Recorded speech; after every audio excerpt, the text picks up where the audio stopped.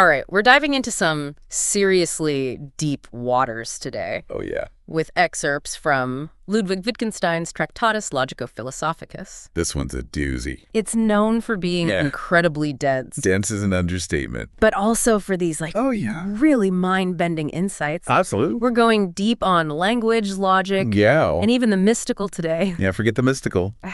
It's all woven together in this book. Yeah. It's fascinating how he does it. What makes his approach to language so unique? I mean, so much of philosophy seems so focused on these big, abstract concepts. He starts with this really basic idea. Okay. That language works by creating pictures of reality. Okay.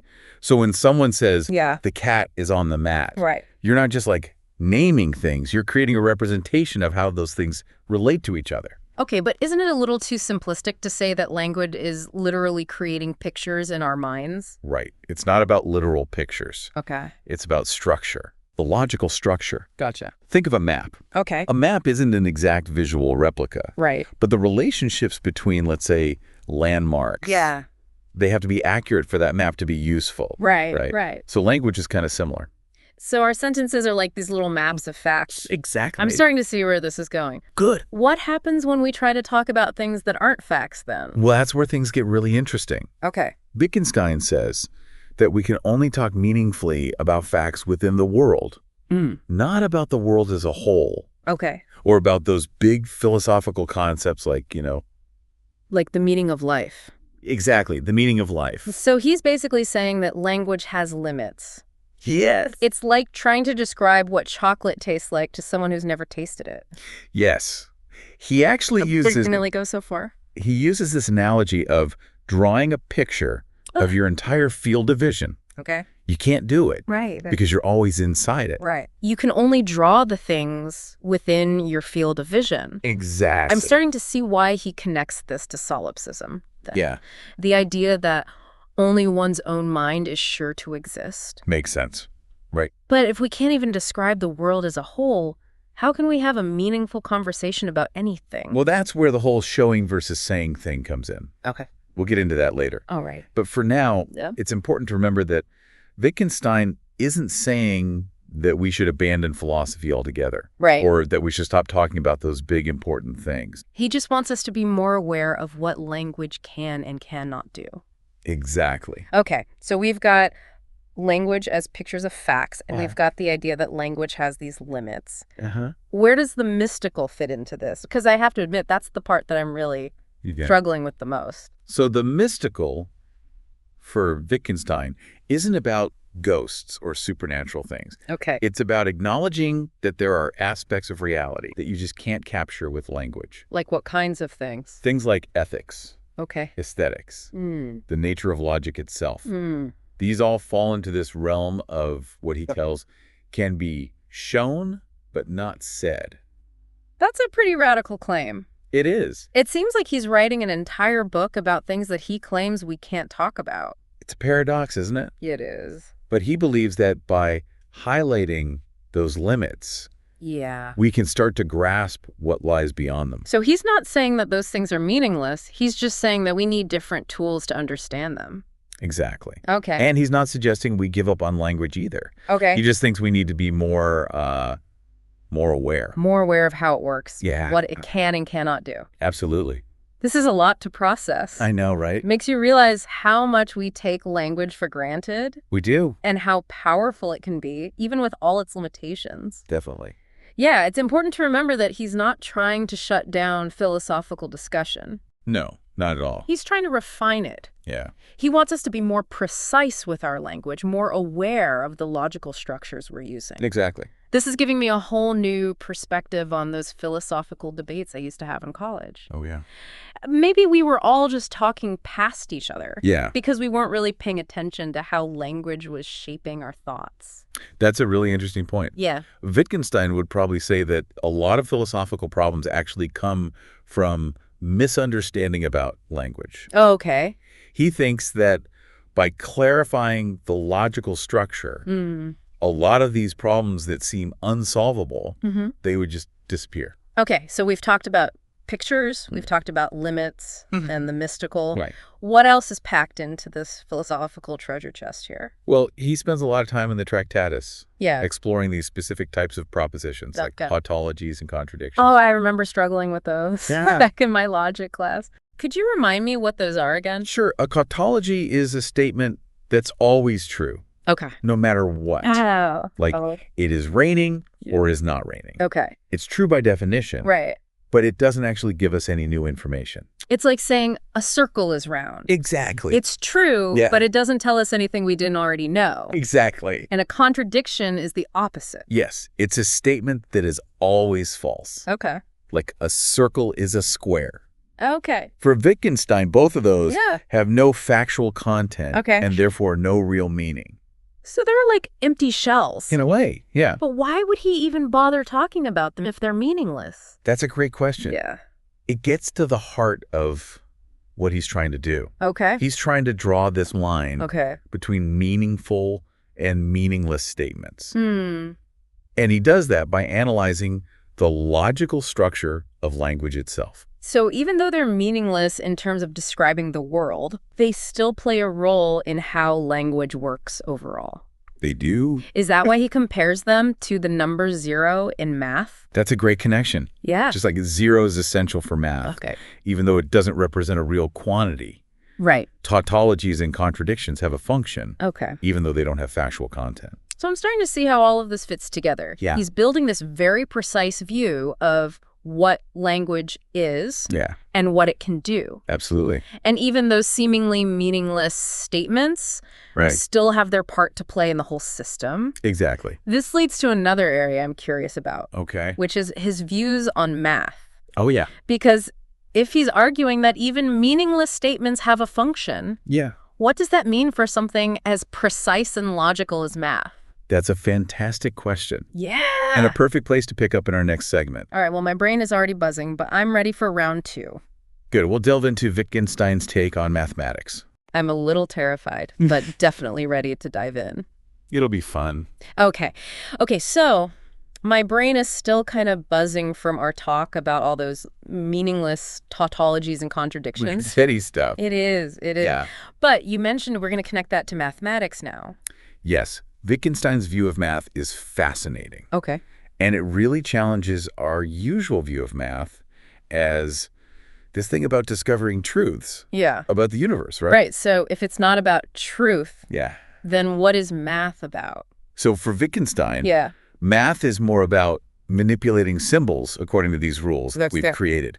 So an equation like 2 + 2 = 4, you're not looking at a fact about the universe. Right. You're looking at a rule about how these symbols get manipulated. So math is like a language game with really specific rules. Exactly. So is he saying that math is just made up then? Not exactly made up, like it's arbitrary. The rules of math. They're very precise. They're very consistent. They have this internal logic.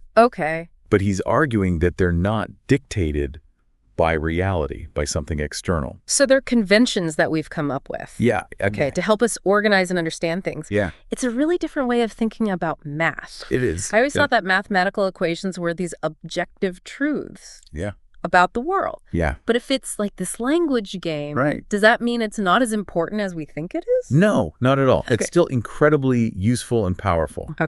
Think of it like this. The rules of chess don't correspond to any real-world truth. But that doesn't make chess any less complex or engaging. So it's more about what you can do within that system. Yeah, the consistency and structure is what makes it compelling. Exactly. And math is kind of similar. It helps us navigate certain aspects of reality. But it's a tool. It's not a mirror. This is making me rethink my whole relationship to math. Really? Yeah.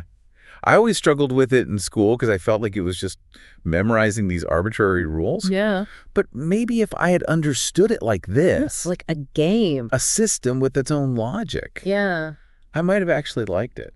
That's interesting. And I think Wittgenstein might agree. Yeah. He saw philosophy as clarifying our thinking about language and logic.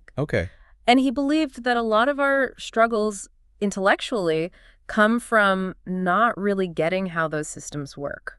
So if we understand the limits, the possibilities of all this, we can kind of free ourselves. Well, it's not a magic solution. Okay. But he thought that paying attention to the way we use language and being aware of these logical structures, we could dissolve a lot of those problems. I want to come back to something we were discussing earlier then. Okay. The whole saying and showing distinction. Oh, right. Yeah. I'm still a little fuzzy on how that applies to everything we've been talking about. It's really central to his thinking. Okay.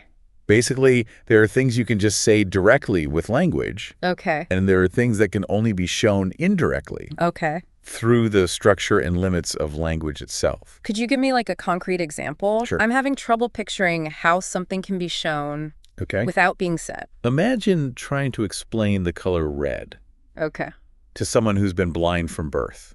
You can't really do that. No. But you might be able to show it in a way. By associating it with other experiences. Like what? Like the warmth of the sun. Or the taste of a strawberry. Interesting. You're not defining red. Right. But you're pointing towards it. You're hinting at it. Yeah. Okay, I think I'm getting it. Good. So the showing happens through experience. Yeah. And how we interact with the world. Exactly. Not through these definitions or statements. Okay, and this applies to more than just like basic concepts. Oh, absolutely. Like red. Yeah. Okay. It applies to all sorts of philosophical ideas. Think about tautologies and contradictions. We can't really say directly what logical form is. Right.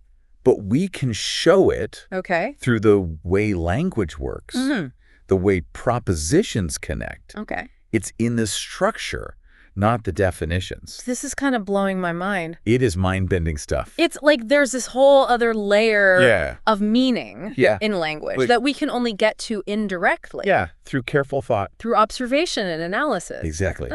And Wittgenstein thinks this indirect understanding is often more powerful than anything you can just come out and say. It's like the difference between reading a textbook definition of love. Yes. Perfect. Yes. And actually experiencing it. Exactly. You get so much more from the experience than you do from a definition. Or like looking at a map of a city versus walking through its streets. Yes. You get a much richer sense of the city from actually being there. Absolutely.